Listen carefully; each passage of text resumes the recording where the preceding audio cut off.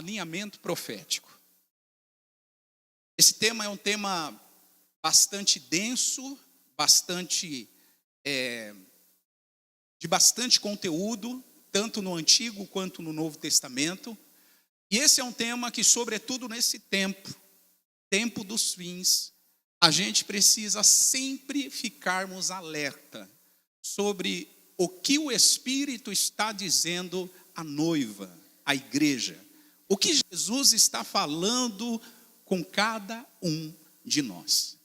Então, eu gostaria que você pensasse em um fato que aconteceu no dia 28, anteontem, e foi visto por várias cidades do mundo. Pode passar o próximo slide, Amanda.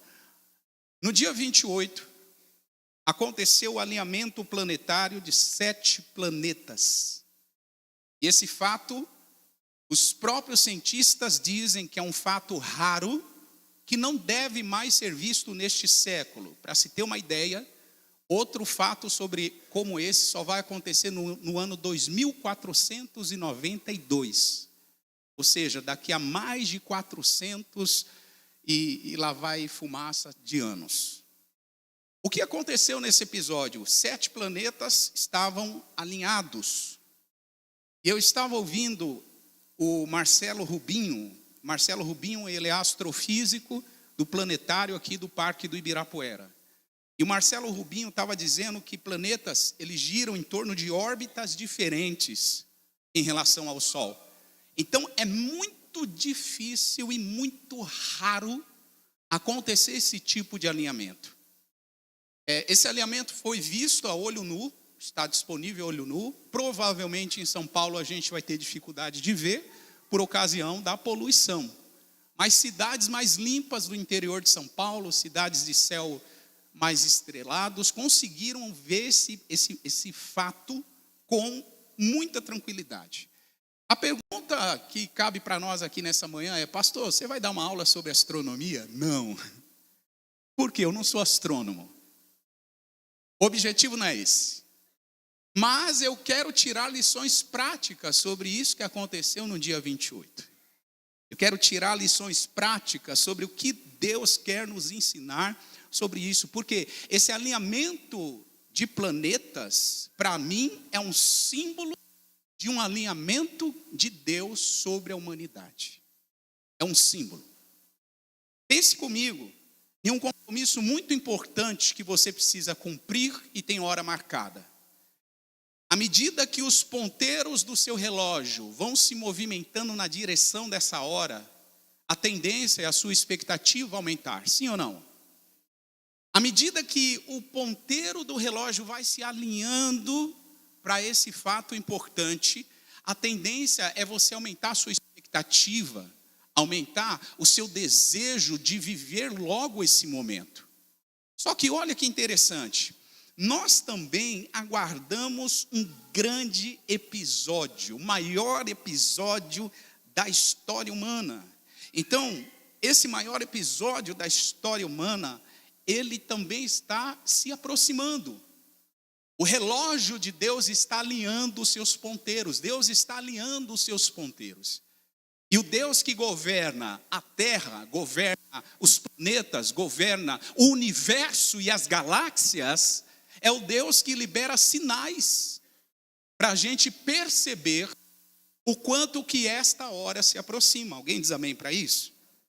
Olha o que a Bíblia diz em Lucas 24.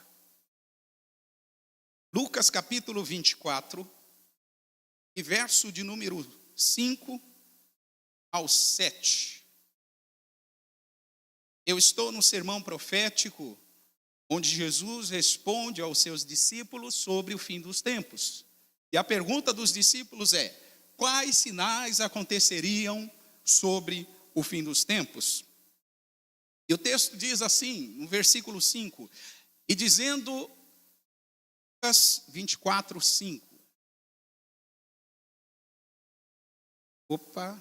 Perdão, Lucas 21, volta um pouquinho, Amanda, eu falei de 24, perdoe.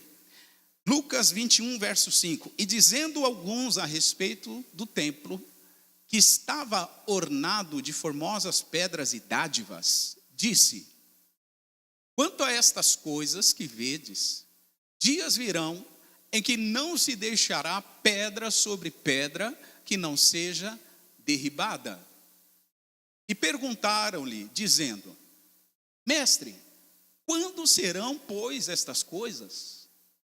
E que sinal haverá quando isto estiver para acontecer? Os discípulos são categóricos, são unânimes, são diretos. Tá bom, Jesus, o fim dos tempos vai chegar e a gente, como bons seguidores do Senhor, queremos identificar, queremos perceber, queremos estar atentos a isso. Quais são os sinais que apontam para o fim dos tempos? Essa foi a pergunta dos discípulos. Então, Jesus, ele se depara com uma curiosidade dos discípulos em entender quais são os sinais que apontam para o fim dos tempos.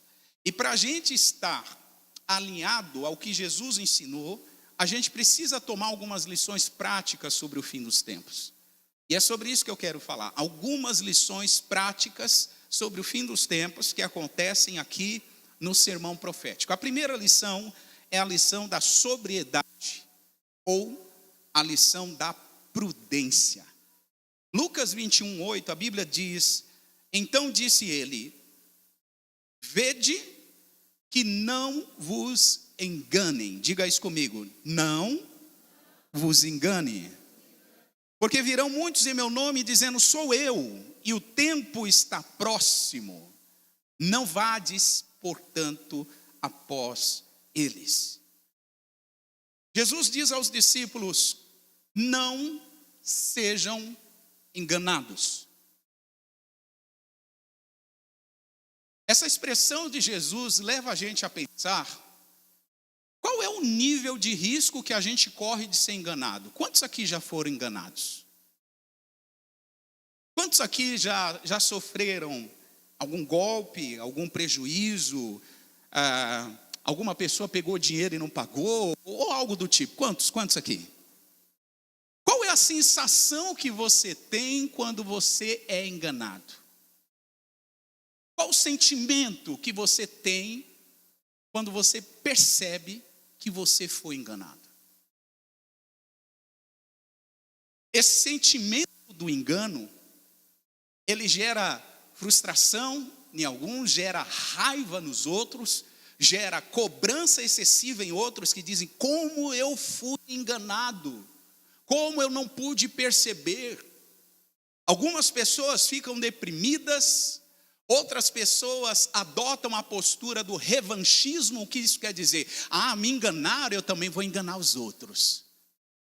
As reações para quem é enganado são muito diversas.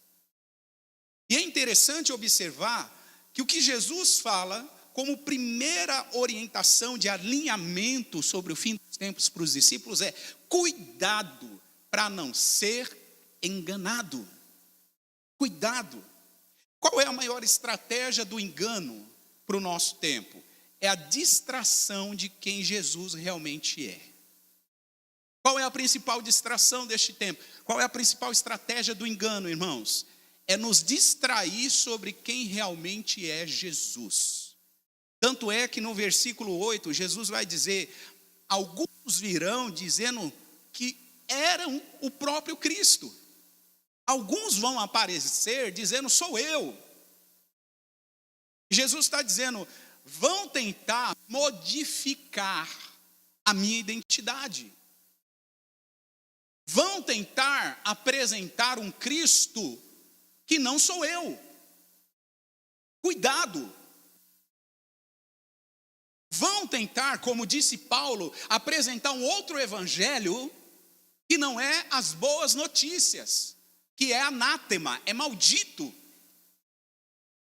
Vão tentar enganar as pessoas, ludibriando elas, enganando elas, apontando e apresentando um Cristo que não é o Jesus Cristo que foi na cruz, foi sepultado, morreu e ressuscitou no terceiro dia.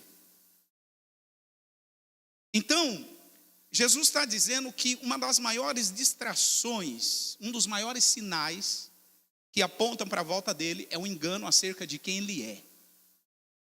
E sobretudo, irmãos, esse engano, ele às vezes apela para os nossos desejos e os nossos interesses. Um falso evangelho sempre vai fazer aquilo que vem de encontro ao nosso coração. Um falso evangelho sempre está interessado em nos agradar, em fazer o que nós queremos, em ter o nosso Senhor como um mero servo para servir os meus interesses e não eu servindo aos interesses dele. Um falso evangelho, ele tem essa característica de alimentar a embriaguez das pessoas em relação aos seus desejos. As pessoas já estão embriagadas nos seus desejos, nas suas concupiscências, nas suas vontades, e o falso evangelho alimenta essa embriaguez, ou seja, mantém as pessoas embriagadas. Perceba, não é errado a gente desejar melhorar. Muito pelo contrário. A palavra de Deus diz que nós comeremos do melhor dessa terra. Alguém diz amém? Não é errado viver vida abundante. Jesus disse que veio para nos dar vida e vida abundante. Alguém diz amém? Não é errado prosperar emocionalmente, fisicamente, financeiramente. Você ser uma figura de relevância e influência na sociedade. Porque Jesus disse que isso aconteceria com os discípulos. Alguém diz amém? Não é errado isso. Então o que é errado? É errado quando isso se torna um objeto de adoração na sua vida. Quando isso se torna um ídolo. Quando isso se transforma em um Deus estranho. Num outro Deus que não é Jesus. Quando isso acontece, esse alerta de Jesus cabe para você e para mim. Nós estamos sendo enganados.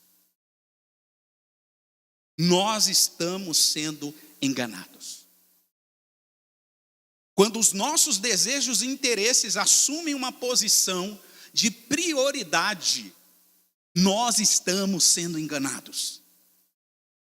Esse não é o evangelho de Cristo. O Jesus que nós estamos servindo não é o Senhor. Jeremias 17, versículo 9 e 10, a palavra diz que o coração é enganoso, mais do que todas as coisas. E mais do que enganoso, o coração é o que, gente? Perverso. E aí o profeta termina com a pergunta: quem o conhecerá? Essa pergunta é uma pergunta retórica. Porque na verdade isso aqui não é uma pergunta, é uma afirmação. Nem você conhece o seu próprio coração. Nem eu conheço o meu próprio coração. É isso que ele quer dizer. Essa pergunta é uma pergunta retórica, é uma afirmação isso aqui. A gente não conhece nem o nosso próprio coração. Por isso que os desejos que brotam dele precisam ser investigados, precisam ser sondados e examinados à luz da palavra de Deus e do poder do Espírito Santo. O Jeremias continua no versículo 10 e diz assim: eu, o Senhor, esquadrinho o coração, provo os pensamentos, e isso para dar a cada um segundo os seus caminhos e segundo o fruto das suas ações. Percebam, é Deus que conhece o nosso coração, é Deus que esquadrinha, é Deus que prova os nossos pensamentos. Por isso que eu te falei, quando você vai contribuir, irmão, Deus está muito mais de olho no seu coração do que no valor que você deposita. Ou não foi isso que Jesus fez com a viúva? Quando ela levou 2 moedas diante do gasofilácio, e aí Jesus estava olhando todo mundo ofertar, e ele diz assim: ó, os ricos estão dando o que sobra, essa mulher deu tudo o que ela tem. Jesus está de olho na disposição e motivação do nosso coração. É isso que o Senhor está dizendo por intermédio do ministério profético de Jeremias. Ele está dizendo: eu, o Senhor, estou de olho no coração, nos pensamentos, e estou de olho para retribuir a cada um segundo o fruto das suas ações. Irmãos, a gente precisa ter sobriedade. A gente precisa ter prudência. Muitos filhos de Deus estão sendo enganados porque falta prudência e sobriedade neles.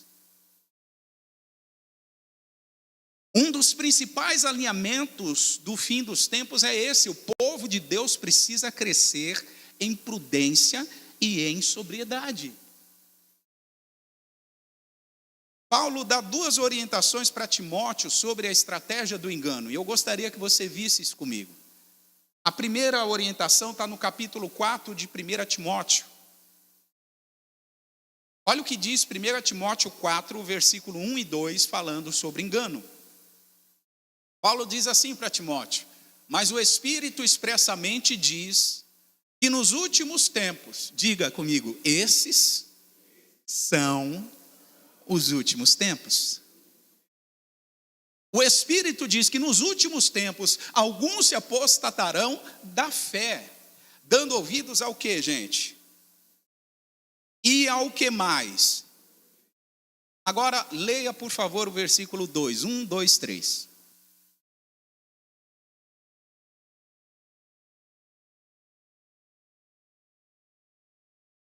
Paulo está dizendo para Timóteo: Timóteo, fica esperto, fica alerta, porque nos últimos tempos vai surgir espíritos de engano.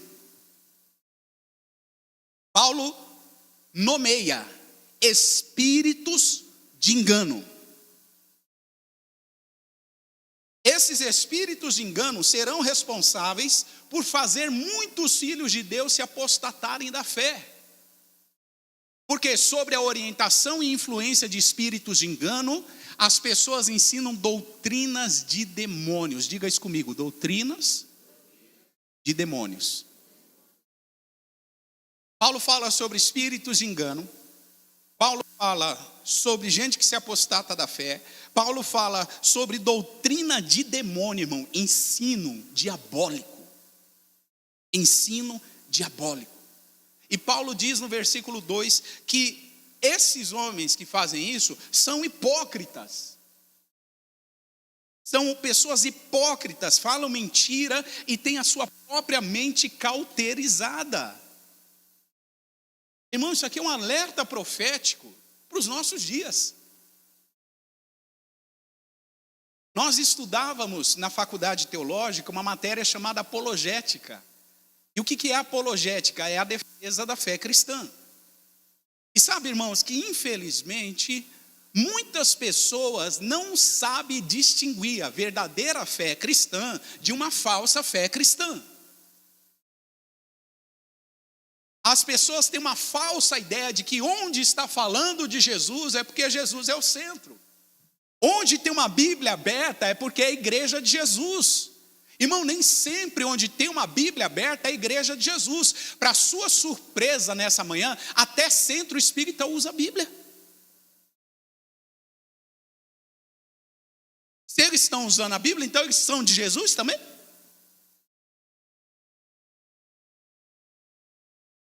A gente tem que parar de ser ingênuo. A gente tem que parar de ser, sabe, meninos na fé. Está falando de Jesus, é de Jesus. Não! Temos que comprovar, temos que checar, temos que sentir o cheiro, temos que saborear. Deixa eu ver se isso é de Jesus. Onde isso está na Bíblia? Porque Paulo falou, vai ter hipócritas, gente ensinando doutrina de demônio, gente que está carregando multidões para apostasia. E não para por aí, tá? Olha o que diz na segunda carta, capítulo 4. Então, de um lado, falsos mestres ensinando doutrinas de demônios. De outro lado, um povo que gosta disso, gente. Tem gente que gosta. Tem gente que curte. Tem gente que compartilha. Ai, que legal, está falando de Jesus. Qual Jesus? O da Bíblia? Qual Jesus? O que morreu pelos meus e os seus pecados? E ressuscitou no terceiro dia? De qual Jesus eles estão falando? Olha o que Paulo diz aqui para Timóteo. 2 Timóteo 4, do verso 1 a 4. Conjuro-te, diante de Deus e do Senhor Jesus Cristo, que há de julgar os vivos e os mortos na sua vinda e no seu reino. Paulo está conjurando, ou seja, a expressão aqui é apelando. Timóteo, eu apelo diante de Deus que você faça o seguinte, versículo 2. Pregue a palavra. Insiste em tempo e o que, gente? Redarga, repreenda, exorte com toda longanimidade e doutrina. Ensino. E ele não para por aí. Versículo 3, vocês podem ler? 1, 2, 3.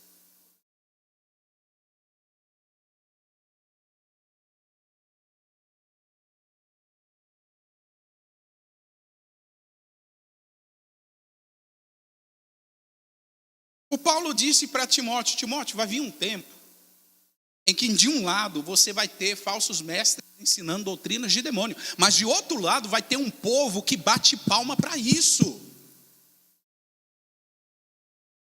Vai ter um povo que curte isso, Timóteo.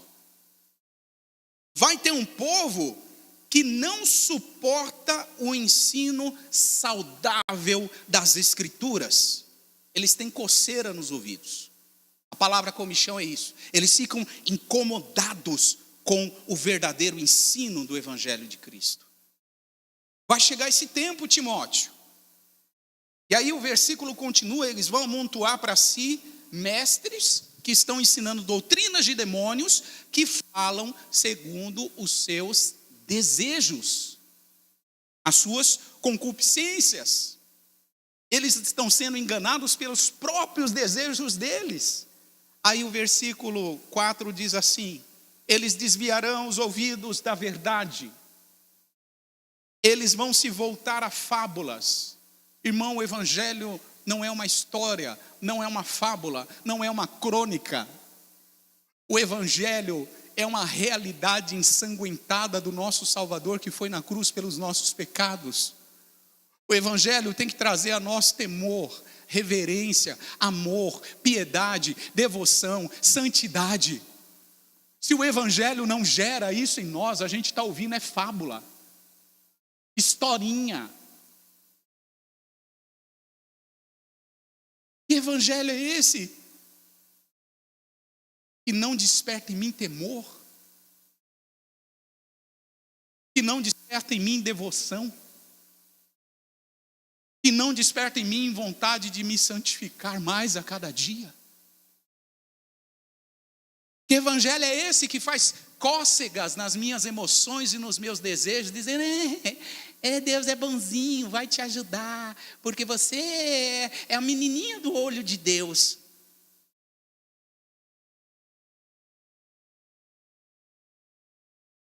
Que Jesus estão anunciando, irmãos? Que Jesus estão pregando?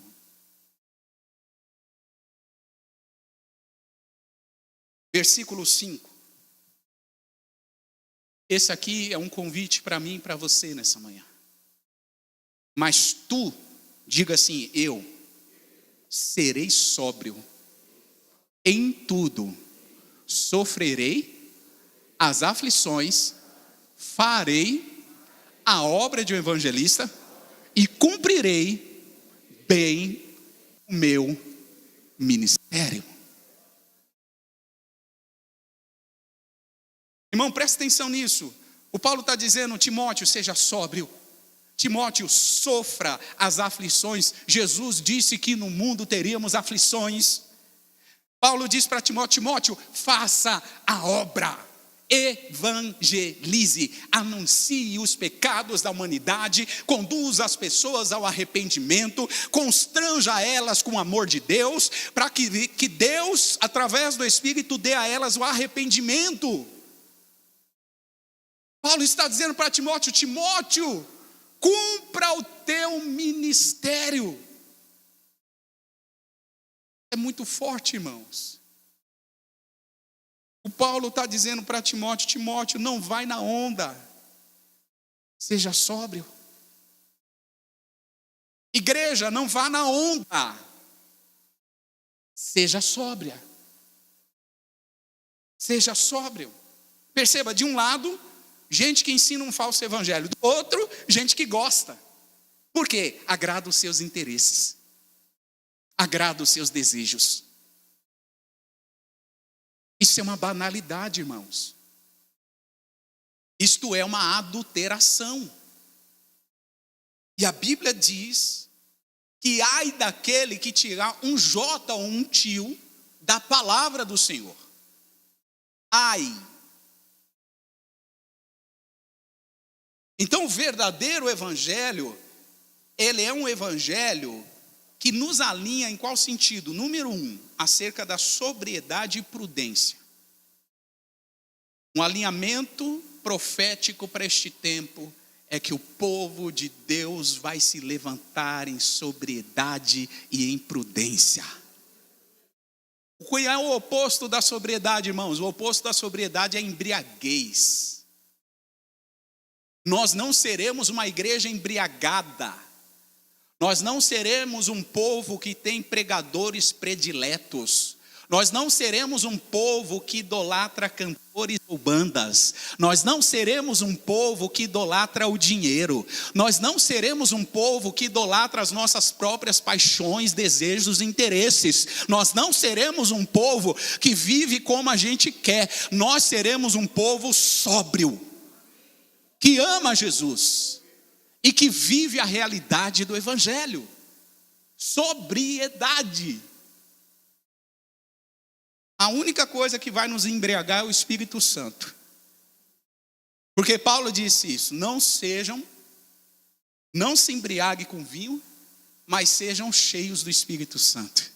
E nós seremos cheios do Espírito Santo. Alguém diz amém para isso? Segundo alinhamento, irmãos, a gente precisa, nesse tempo, parar de sofrer por antecipação. Parar de sermos ansiosos.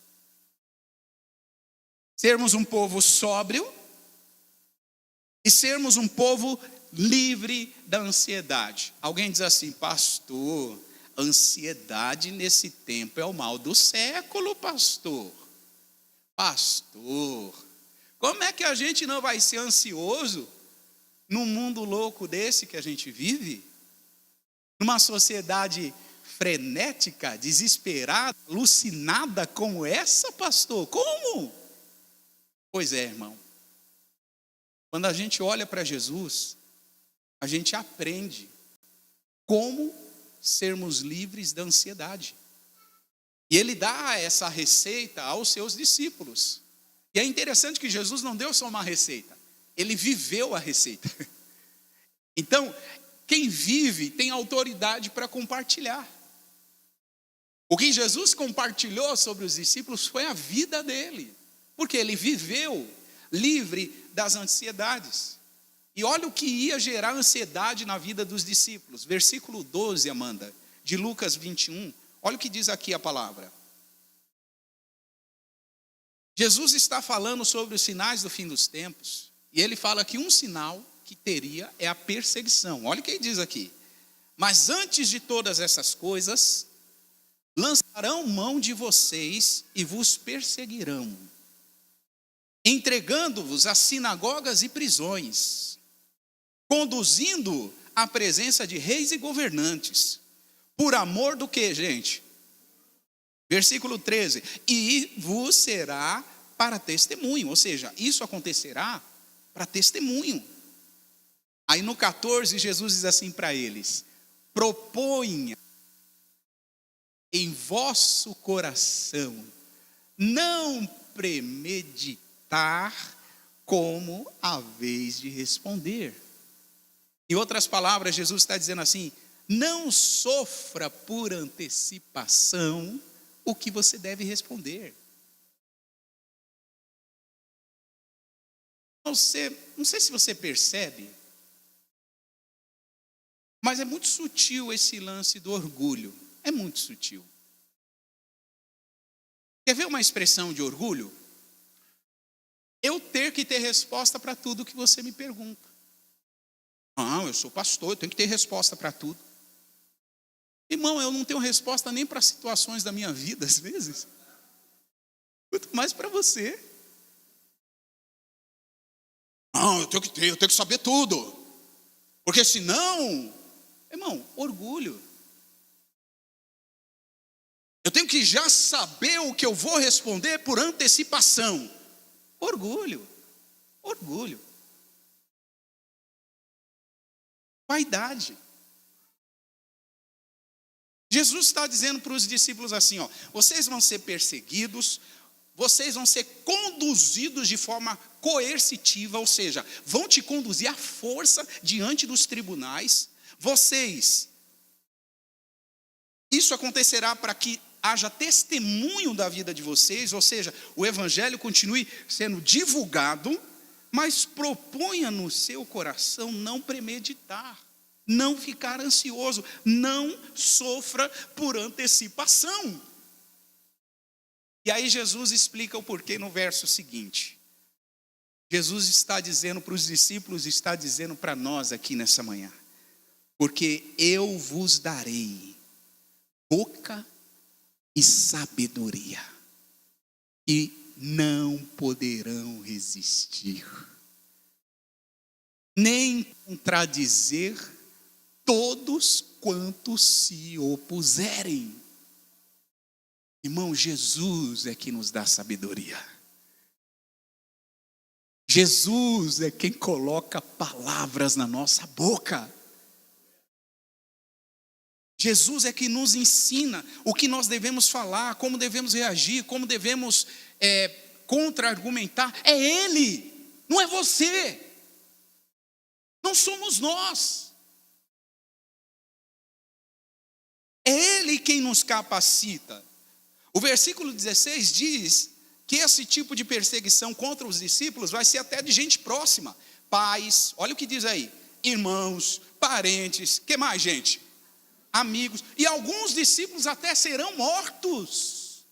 Ah, pastor, isso aí é para a história da igreja. Não é.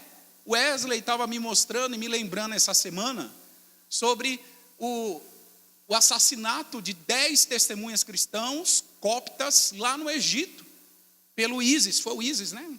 ISIS. Decapitou 10 cristãos, fez 10 anos agora, uma cena que chocou a internet. 10 homens decapitados ao vivo, para todo mundo ver, perseguidos porque não negaram o nome de Jesus. Hoje, irmão, agora, lá na Argélia, tem um decreto presidencial proibindo todas as igrejas de se abrir. Hoje, agora. Notícia dessa semana. Você acha que perseguição é coisa da história da igreja? É coisa atual. A gente que não percebe, a gente que não nota, a gente que às vezes está tão fechado no nosso mundinho e tão preocupado com as nossas coisas, que a gente não percebe os sinais da palavra se cumprindo. Está acontecendo agora. Os discípulos vão ter que aprender a lidar com perseguição. Os discípulos terão que aprender a lidar com falsas acusações. Os discípulos terão que aprender a lidar com condução coercitiva aos tribunais. Os discípulos terão que aprender a lidar com a morte e ódio, até de gente próxima, por causa do amor ao nome de Jesus. É estranho pensar, né, que homens e mulheres são odiados por causa de alguém que amou tanto, não é? Para mim é estranho, não sei para você, para mim é tão estranho isso, irmão. Como é que alguém pode odiar quem ama Jesus? Jesus era só amor, só bondade, só misericórdia, só compaixão. Como é que alguém pode odiar alguém como Jesus, ou alguém que segue Jesus, que ama, perdoa, que serve, que se disponibiliza? Pois é, irmão, é cumprimento da palavra, vai ser assim. Os discípulos de Jesus serão perseguidos, odiados. Jesus disse para os seus discípulos não se preocuparem por antecipação sobre o que responder. Por quê? Se preocupar por antecipação gera ansiedade. Se preocupar por antecipação gera ansiedade. Então pense comigo, quais são as situações que você está se preocupando antecipadamente, nem chegou? Você está aqui hoje, dia 2 de março, se preocupando com as contas que vêm dia 10. Está roubando o teu coração, está roubando a tua adoração, está te distraindo e você está pensando em conta que vai vencer até dia 10. E se eu te perguntar, e se Jesus voltar antes do dia 10? Está pago, né? E aí? Ah, porque dia 10 vence a minha... Irmão, nem só de pão vive o homem. Nem só de pão vive um discípulo de Jesus. Nós vivemos da palavra que sai da boca de Deus. Deus pode liberar uma palavra hoje e mudar o curso da sua história. Você está preocupado com as contas do dia 10?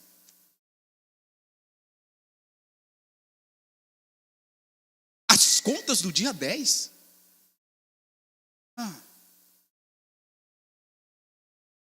O pastor não tem conta.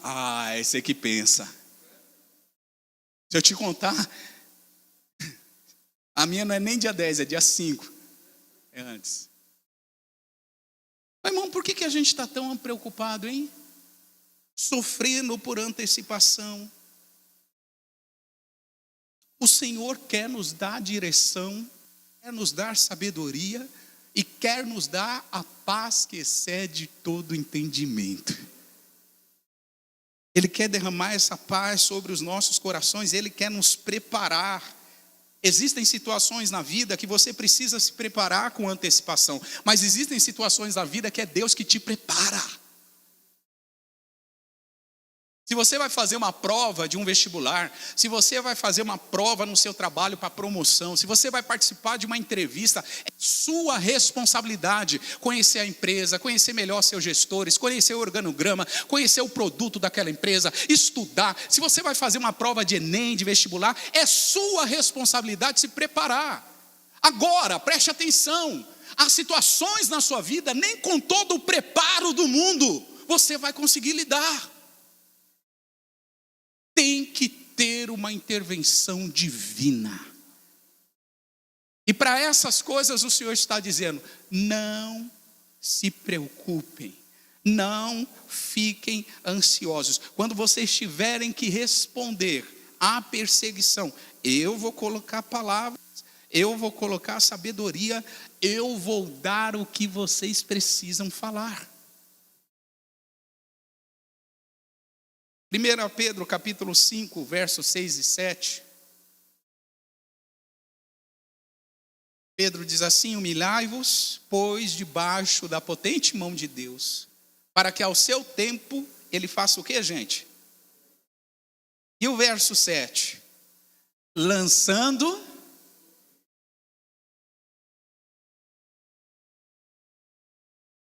Deixa eu te fazer uma pergunta, o que o verso 7 tem a ver com 6?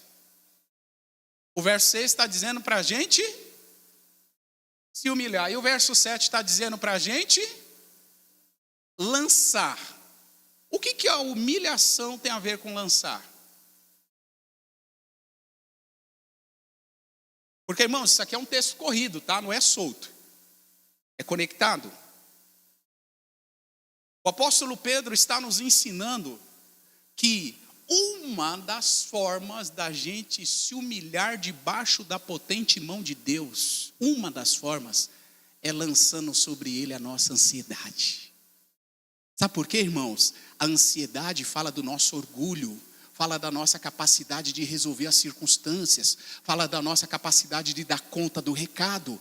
quando eu lanço a minha ansiedade sobre Ele, eu estou me humilhando e me abatendo e dizendo: Senhor, eu não dou conta, mas o Senhor dá conta. Como é que a gente se humilha diante de Deus? Comece lançando a sua ansiedade sobre Ele. Comece lançando a sua preocupação sobre Ele. Pare de achar que você dá conta de tudo. Pare de achar que você precisa provar algo para alguém. Lance sobre Ele. Ele, essa expressão final do versículo 7 é poderosa.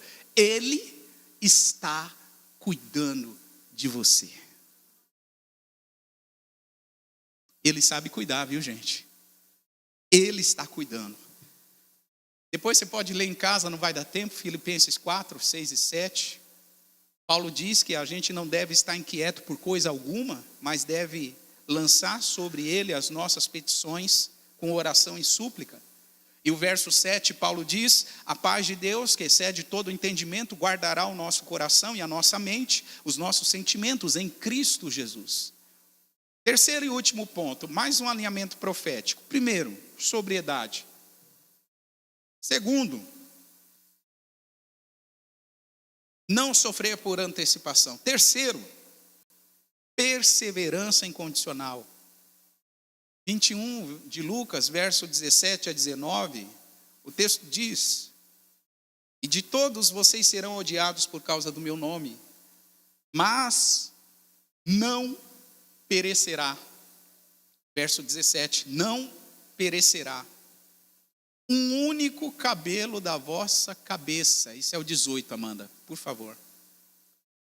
Mas não perecerá um único cabelo da vossa cabeça. Vocês vão ser odiados, perseguidos, maltratados, rejeitados, mas fiquem tranquilos, nenhum cabelo da vossa cabeça vai perecer. Que promessa, hein, irmão? Que promessa. Todos os fios de cabelo da nossa estão contados. E o Senhor Jesus prometeu que os discípulos não sofreriam. Isso aconteceu no ano 70 depois de Cristo, quando o general Tito invadiu Jerusalém, destruiu Jerusalém, matou mais de 1 milhão de judeus. O pessoal fala muito do Holocausto sob Hitler, que matou mais de 6 milhões, mas há holocaustos contra judeus em toda a história da humanidade. O general Tito matou mais de 1 milhão de judeus.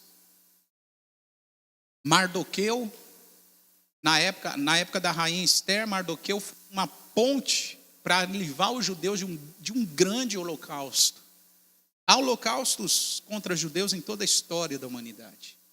E aí a gente percebe aqui o Senhor dizendo que naquele tempo de perseguição o povo de Deus seria poupado.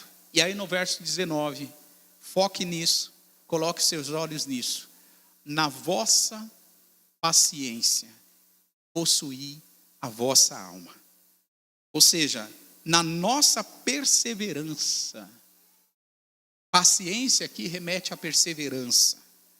Nós possuiremos ou conservaremos a nossa alma. Persevere, irmão. Um dos alinhamentos proféticos para o fim do tempo é a perseverança da igreja. Seja sóbrio, se livre da ansiedade e persevere. Lucas capítulo 8, verso 15, é o último texto que eu leio.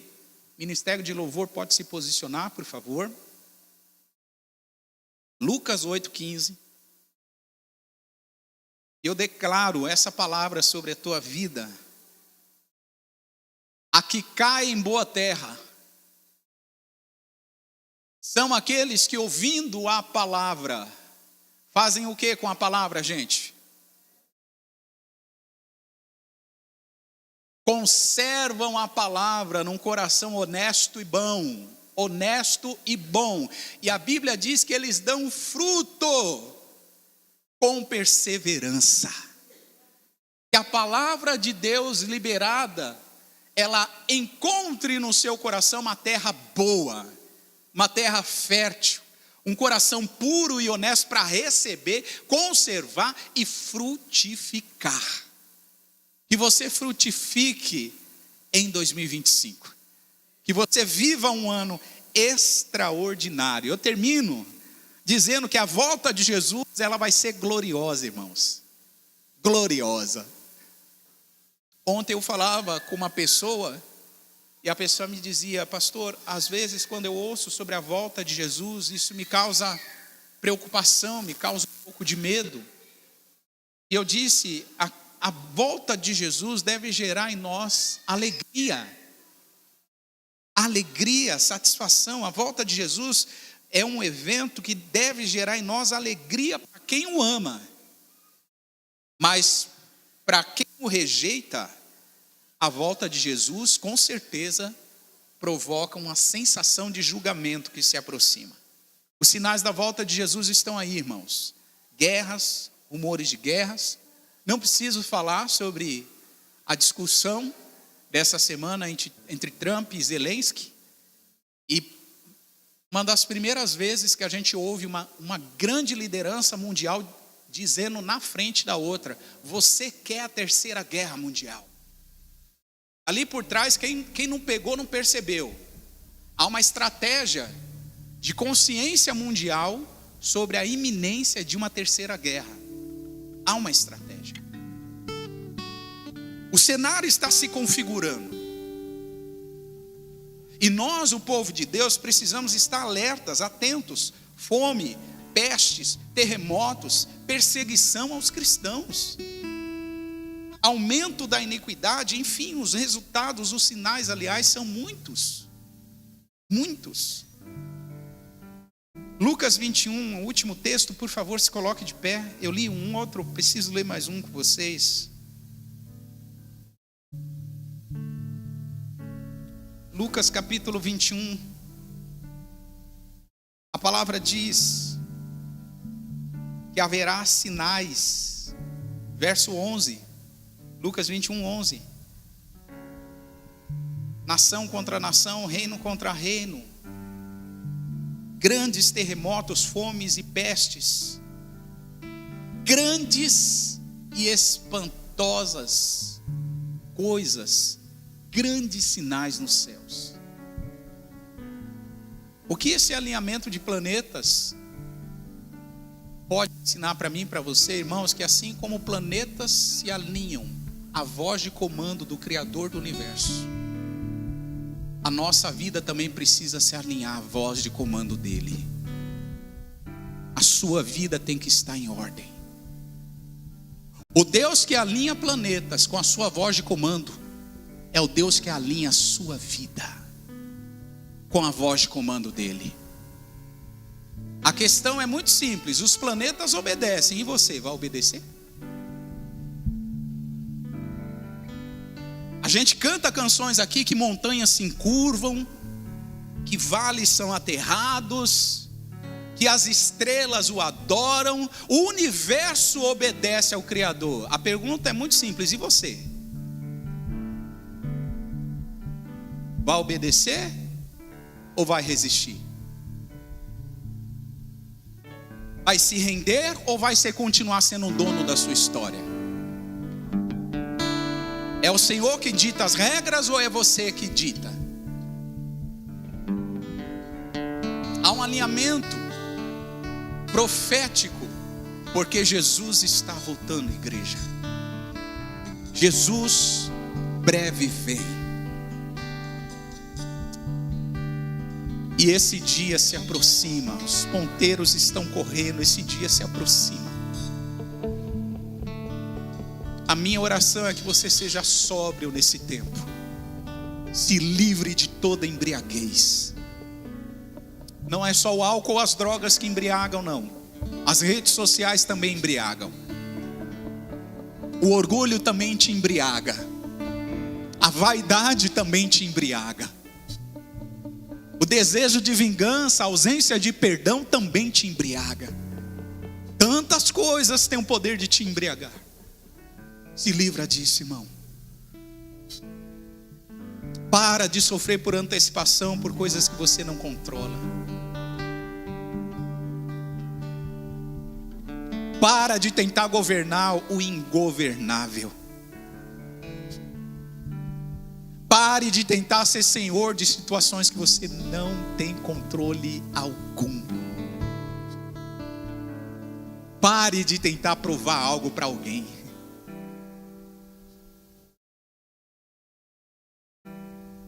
E em último lugar, coloque teu coração numa perseverança intensa e contínua. Seja perseverante até a morte, e você receberá a coroa da vida. Feche seus olhos. Se você puder orar, levante a sua voz intercessora agora.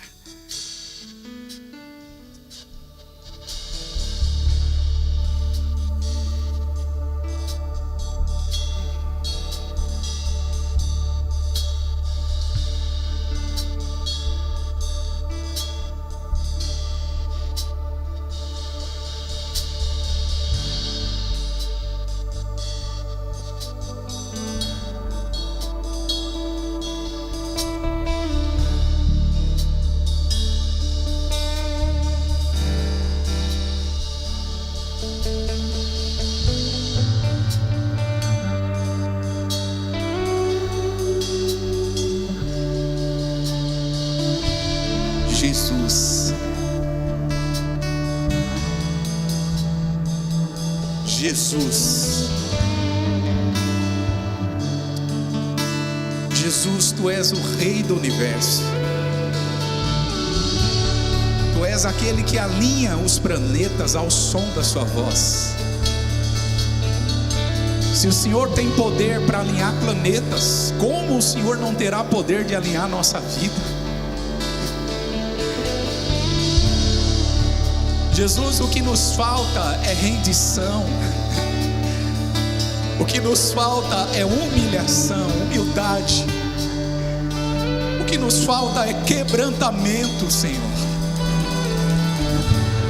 O que nos falta é a decisão tal, irrevogável, de sermos governados pelo Senhor.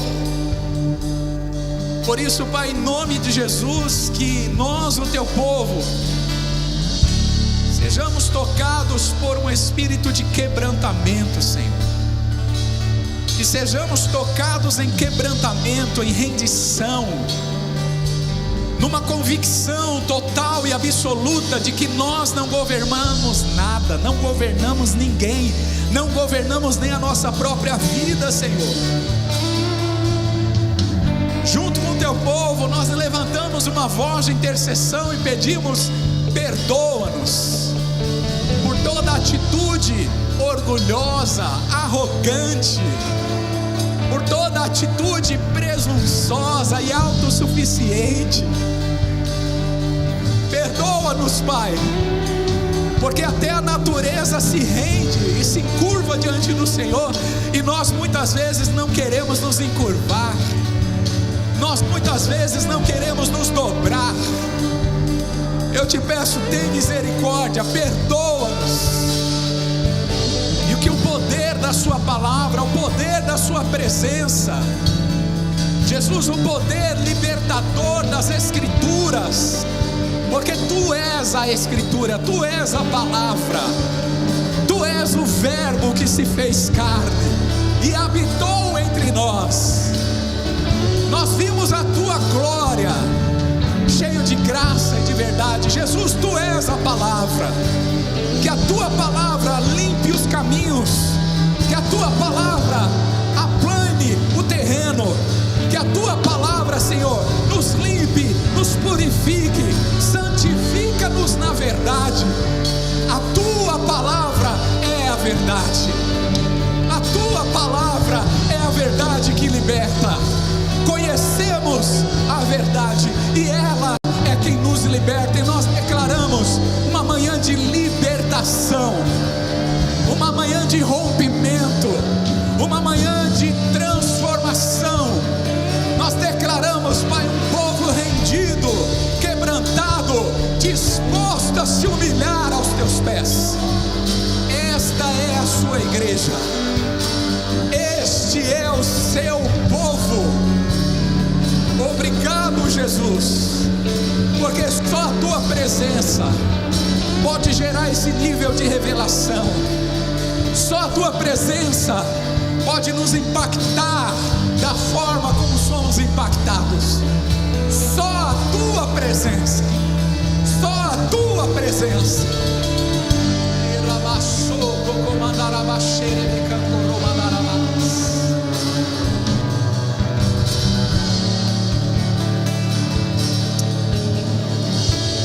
Obrigado, Jesus.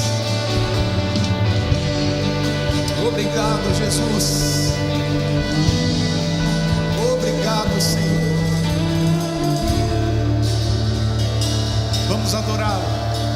Adore, adore.